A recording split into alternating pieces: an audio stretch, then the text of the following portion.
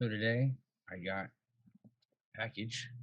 Uh-oh. All right, again, here we go from IGI Global, which means it's my editor's copy of the Handbook of Research for Challenging Deficit Thinking for Exceptional Education Improvement.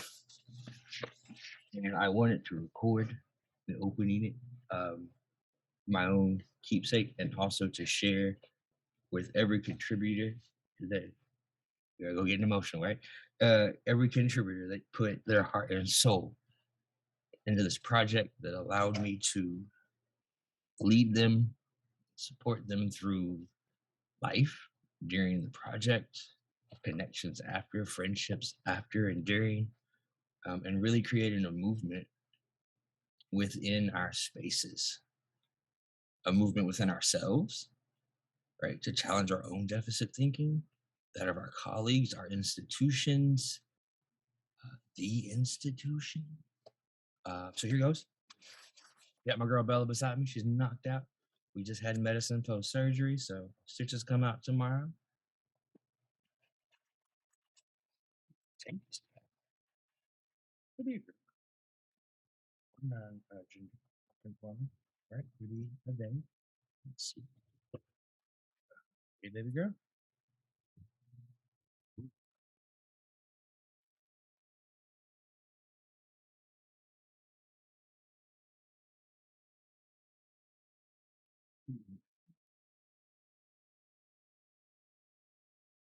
Ooh,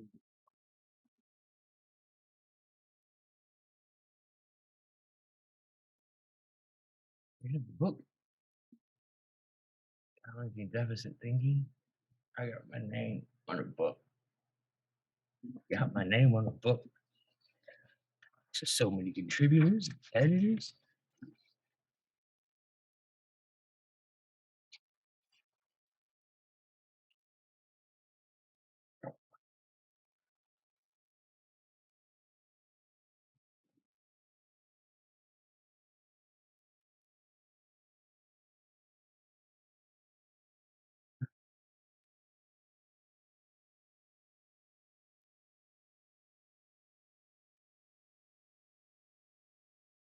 They was looking at the table of contents, seeing the names of all of these amazing humans, scholars, educators, authors,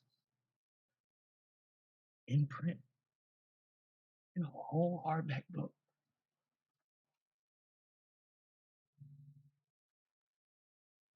This is amazing. We made this happen.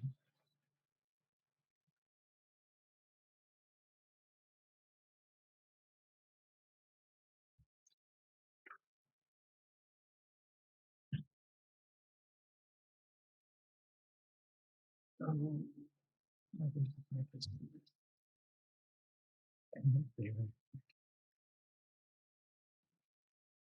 I have to read the preface because I don't think I've ever read it on recording. We read the beautiful foreword written by Dr. Ivory Tolson, but I've never read the preface out loud. I've never heard myself read it.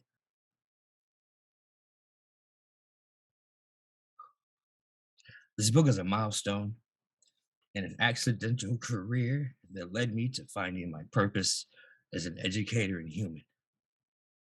As you journey through this book, you will note that there are no chapters authored by myself. That is intentional, as editing this book itself is my contribution to the world and an affirmation of my path.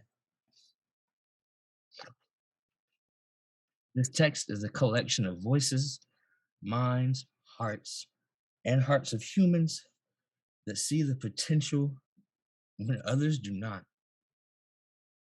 This is a collective voice that introduces, expands theories, and guides the reader toward an educational system that embraces, affirms, and supports all students, regardless of state of being, difference, and supports their individual success with a compassionate, strength-based oriented community of professionals. Within this text, you will encounter different uses of language when referring to individuals, humans, like you and I, that are labeled as disabled for some reason or another. Within both the scholarly and communities of humans that are different, there's a debate on the appropriate use of language. The scholarly community has generally accepted a person first approach. This approach places an emphasis first on the personhood and then the disability. An example of this is a person with a disability, or Richard, who has a psychiatric disability. In some communities of humans that are different, identity first language is preferred. An example of identity first language is intellectually disabled person. The formatting of this book follows the American Psychological Association's publication manual 7th edition. Following the APA 7th, scholars are directed to, when in doubt, directly ask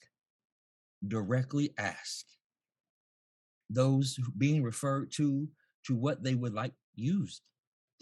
The authors of the chapters that followed not only met those requirements of the APA 7th edition, but they also reached out to me and other organizations of individuals with a difference under my leadership and their individual research. They chose the best approach. They felt honored. The humans they support and advocate for meaningful inclusion and the elimination of deficit thinking. It is in the spirit of this book, it is in this spirit that this book has been submitted for publication as a collective call to action and path forward to end the plague of deficit thinking that harms, impedes, sometimes kills those viewed in this way. I edit this book as an act of rejection to the deficit thinking from both the external and internal worlds.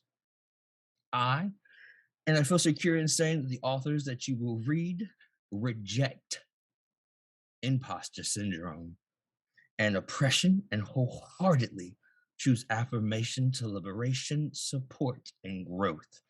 I welcome you to a journey of expanding your understanding, interrogating self and systems, and growth toward an educational system and society that is lacking deficit thinking, oppression, and is overflowing compassion, equity, and hope.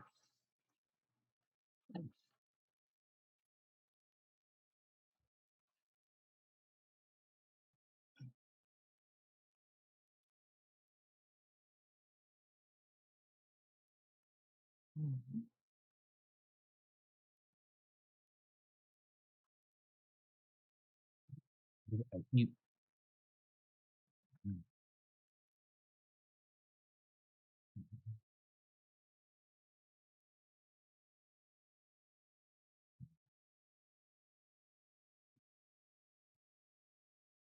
one of these days, not say it made it.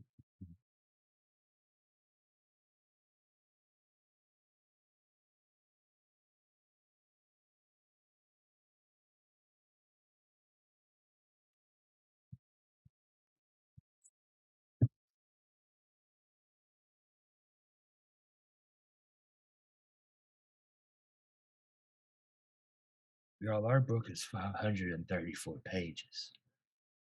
Y'all wrote 534 pages. You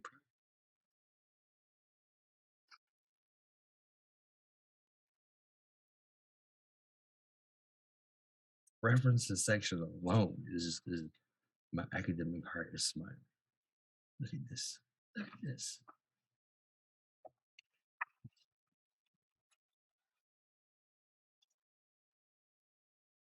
I got one more thing I want to read before I end my video.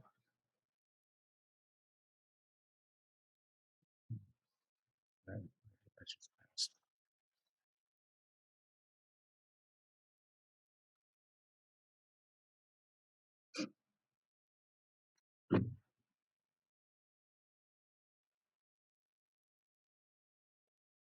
I had to stop because I'm losing my voice because I am overwhelmed with pride and joy and admiration and awe. I submitted the book proposal in January, early February 2021. I issued the call early March, and we sent this book to the publisher November 7th, 2021. The Handbook of Research for Challenging Deficit Thinking for Exceptional Education Improvement. Get you one.